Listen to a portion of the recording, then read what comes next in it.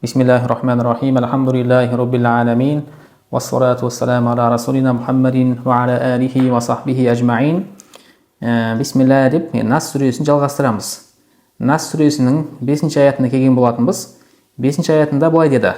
Алла Тағала Астағузу билля. Немесе Алла Тағала айтты деген соң негізінде Ағузу билля деп айтпау керек. Өйткені Алла Тағала айтты, мен Алладан сыйынамын деді деген сияқты сөз шығып болады. Алла Тағала айтты дегеннен кейін бірден аятты оқуымыз керек. Аллази ювасвису фи судурин нас деді. Аллази, жалпы аллази бұл жерде қазір еуробына қарай отыра мағынасын шығарамыз. Бас жағында мин шаррил васвас деген еді. Васвас ал-ханнас деген болатын. Ал-васвас еуробы жар болып тұр. Мудоф илейхи болып жар болып тұр. Сол жар болған нәрсеге мұны сифат етеміз да. Сонда ал-васвас болған, азғыру болған шайтанның жамандығынан. Қандай шайтан десе, аллази, сондай бір шайтан, ювасвису, азғыратуғын, фи судурин нас, адамдардың көкіректерін, адамдардың жүректеріне азғыратуғын деген секілді мағына шығарамыз. Кейбір ғалымдар бұны адамдардың жүректеріне дегенді, адамдардың іштеріне кіреді дегенді. Шайтан шошқаның суретіне еніп, адамның қан тамырларында жүреді деген сияқты да аштаған екен. Бұл фи махалли жар орнында. Ала сифа, сифат бола отыра. Сифат бола отыра дегеніміз ал-васвас деген сөзге, сифа маусуф, немесе наат манрут деген нәрсе бар еді. Аллази ювасвису жалпы жүмлесі, ал-васвас жүмлесіне, ал-васвас калимасына сифат бола отыра, фи махалли жар деп айтсақ болады екен.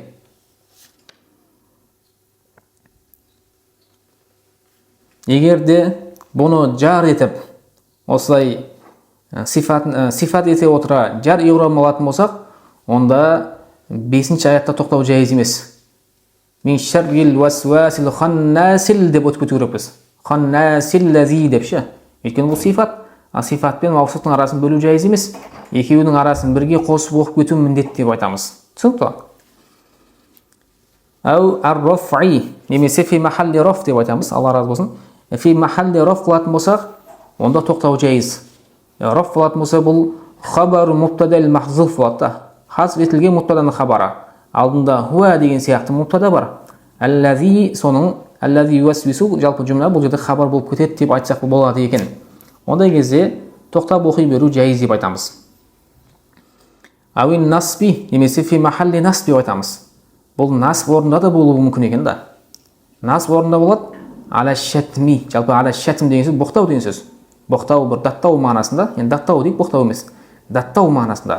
Жалпы ала шатми дегеніміз ражиун иля саласати. 3 иорабқа да қайтады. Біз тек қана насб қана қатысты деп ойламайық.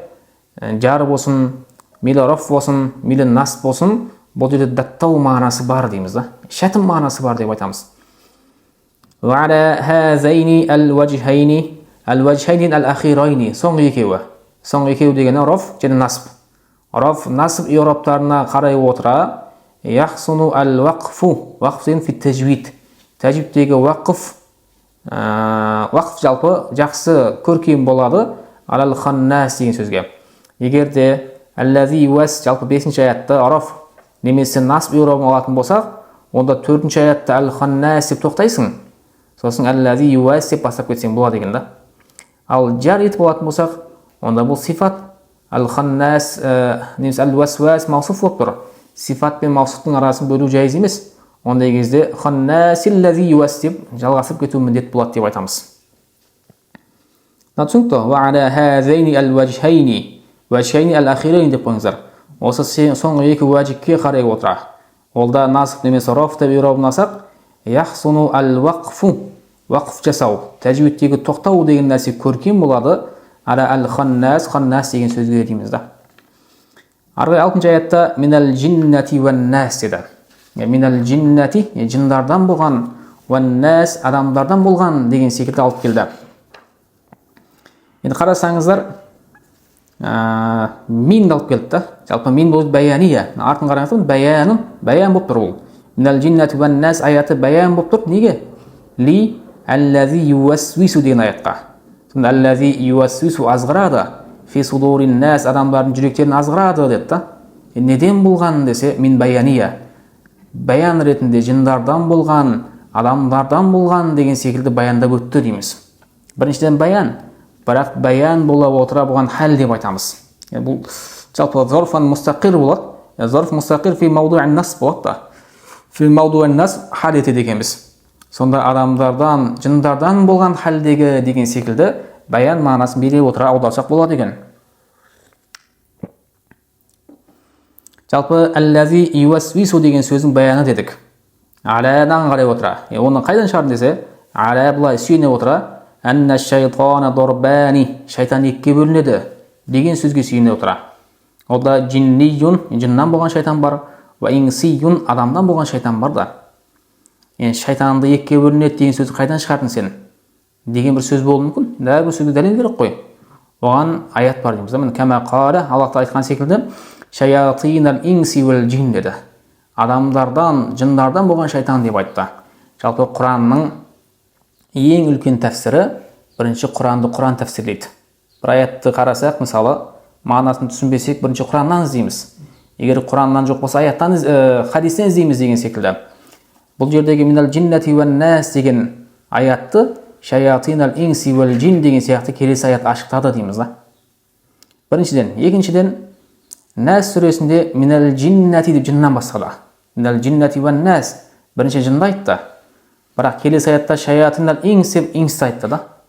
Не үшін ондай, не үшін бір Құранның негізі әрбірінде бір айырмашылық бар бұл? Бұл бекерден бекер айтылған жоқ бұл жерде.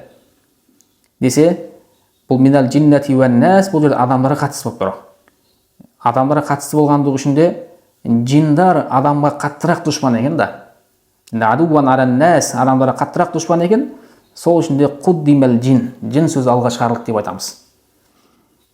Ал-Ан'ам сүресінің 112 аятында шаятинал инс вал джин бұл пайғамбарларға қатты түскен. Ал пайғамбарларға қаттырақ дұшпан болғандар адамдардың өзі екен да. Сол үшін де қуддимал инс, адамдар алға шығарылды деп айтады екенбіз. Бұл біз білетін бір ғана мағына, бірақ ішіне кірсең көптеген бір хикметтер шыға береді. Ва ан Аби Заррин радиаллаху анху, Абу Зардан жеткен хадис. Аннаху қала ли раджулин, Абу Зар бір кісіге айтты. Хәл таауазта биллахи, сен Алламен сыйындың ба? Хәл таауазта сыйындың ба? Биллахи, Алламен сыйындың ба? Мен шаятинил инси, адамдардың шайтандарынан деген да. Олай болса адамдардың шайтандары болады екен, жындардың да шайтандары болады екен деген секілді түсіндік. Оны аятпен де аштадық, оны хадиспен де түсіндіріп бердік демекші. Уруя, бұл жалпы сәбәбі нузулиха, Нас сүресінің түсу себебіне кірісті. Не үшін түскен деген сияқты мәселеге кірісті енді. Уруя, риуат етілінді енді. Аннаху алейхиссалам, пайғамбарымыз Сухайра, Сухайрен сихырланды. Қазақша сихыр біздеді. Сухайра сихырланды да фәмарида ауырып қалды. Осы кезде фәжәәху, пайғамбарымызға келді. Мәләкән, екі періште келді.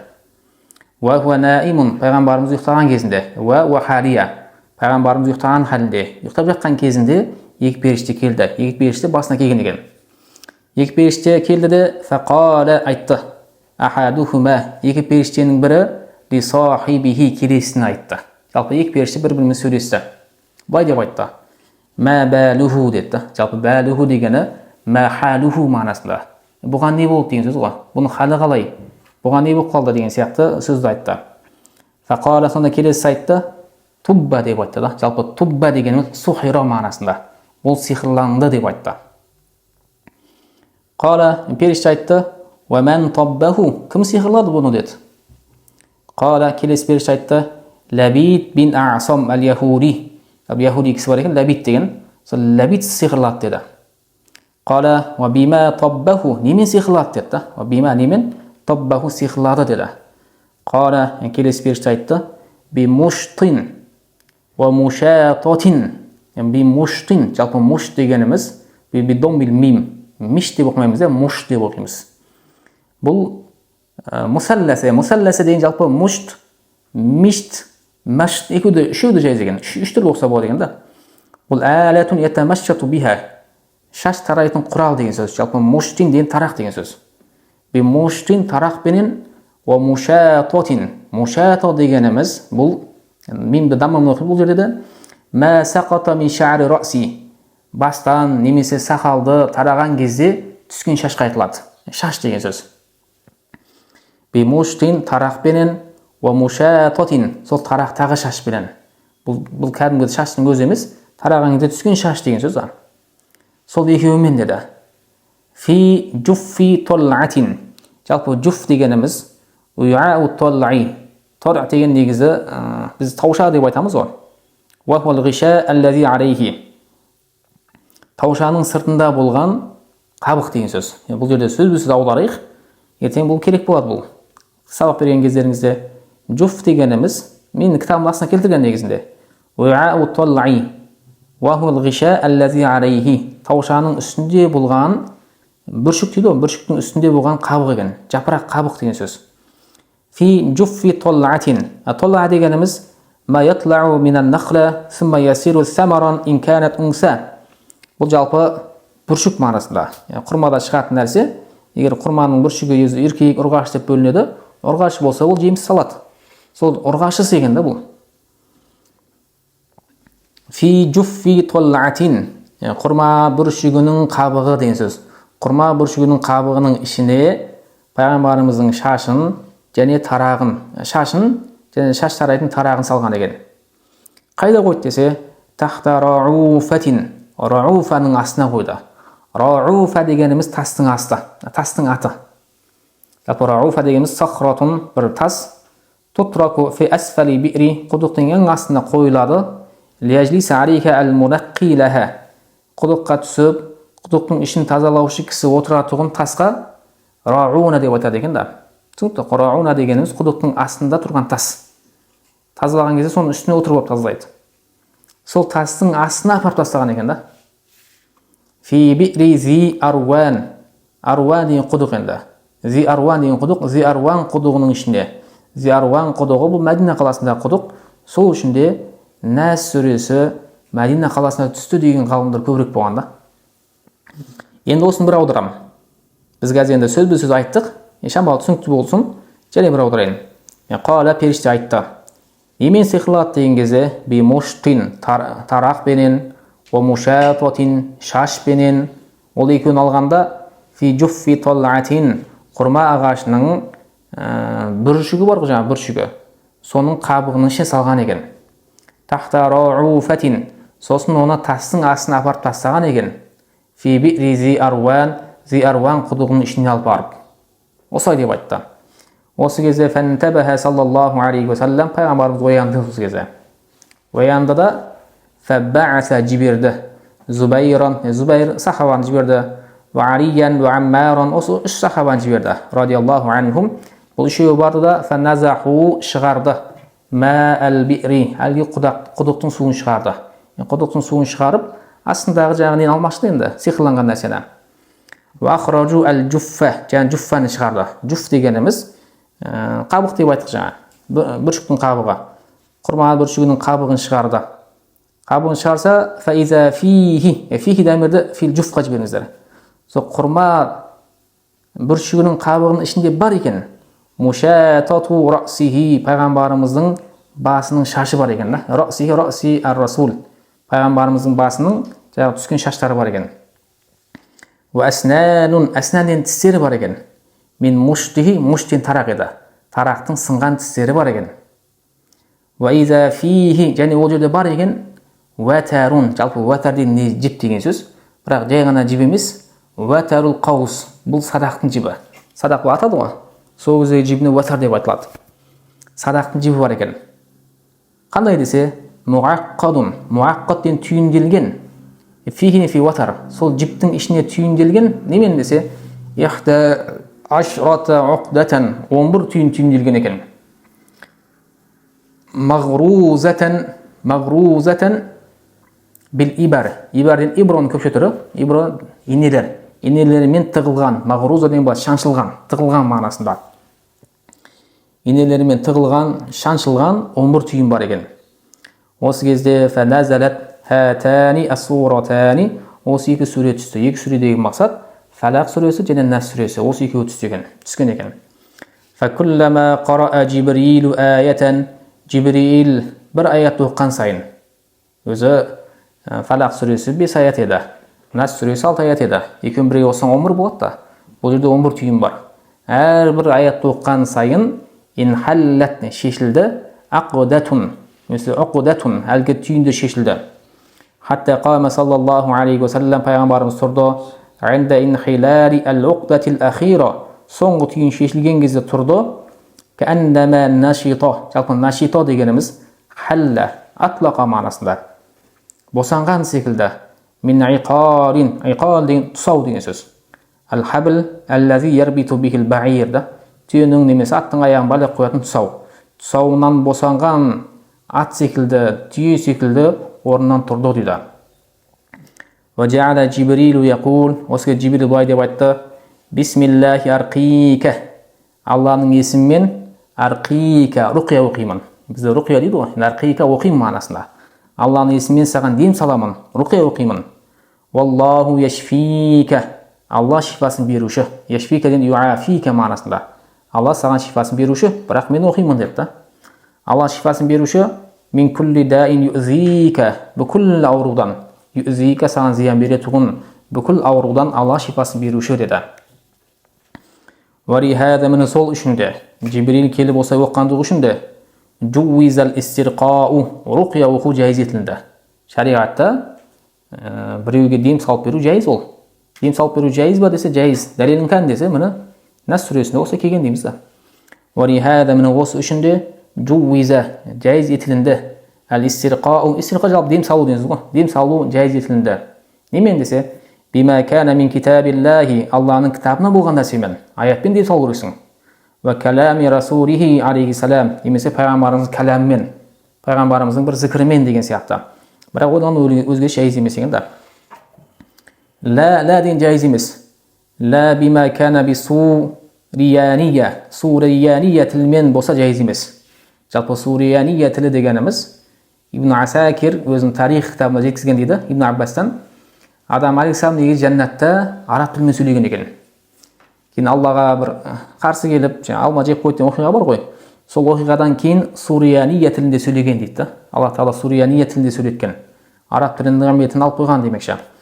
Осы сурияния тілімен біреу дем салса дұрыс емес екен. Вал ибрания, ибрания дегеніміз лұғатул яхуд, яһудилердің тілі. Яһудилердің тілімен жайыз емес. Вал хиндияти, индиялық тілмен, жалпы басқа тілмен салса жайыз емес екен. Тек қана араб тілімен салу жайыз деп айтамыз. Фаиннаху ла яхиллу иътиқадуху, оған сену халал емес, вал иътимаду алейхи, оған сүйену жайыз емес деп айтамыз. Тек қана араб тілінде, онда да Құран менен немесе пайғамбарымыздың сөзімен ғана дем салса жайыз деп айтамыз. Ва наузу биллахи мин шурури анфусина, Алламен сыйынамыз өзіміздің бір жамандықтарымыздан. Ва мин сайyiati a'malina ва aqwalina, сөздеріміздің, істеріміздің жамандықтарынан. Ва мин шарри ма амилна ва ма лам нa'mal, істеген, істемеген жамандықтардан деген сияқты. Ва нашхаду ан ла илаха иллаллаху вахдаху ла шарика лах ва нашхаду анна Мухаммадан абдуху ва расулуху ва набиюху ва сафиюху. Арсалаху, Алла Тағала оны жіберді, бил худа, туралық бенен, ва динил хаққи, хақ дінмен жіберді. Не үшін? Лизхираху, басым ету үшін. Ала дини куллихи, бүкіл діндерден. Валау карихал мушрикун, мейлі мушриктер ұнатпаса да. Ва саллаллаху ала сайидина Мухаммадин ва ала алихи, және оның отбасына, масабихил анам, жаратылыстың шырағы болған, ва асхабихи, және сахабаларына, мафатихи дари салам, дәрсәмді мақсат жәннат, жәннаттың кілттері болған сахабаларына, салатан даиматан мадаматил лаяли вал айям дейді. Сұрақтарыңыз бар ма? Аллаху а'лам бис-саваб ва илайхил маржи'у вал маабah.